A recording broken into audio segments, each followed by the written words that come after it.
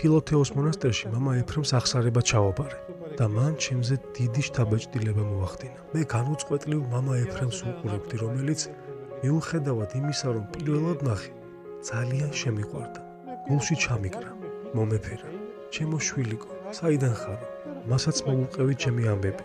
მან კი მთელი თავისი ცხოვრება მომიყვა. თუ როგორ იზრდებოდა, როგორ ფრთხილობდა სულიერ ცხოვრებაში, მომიყვა მის დედაზე, რომელიც მონაზონე იყო. მომიყვა ბერ იოსებ ისიქასზე და მის სულიერ ძმებზე.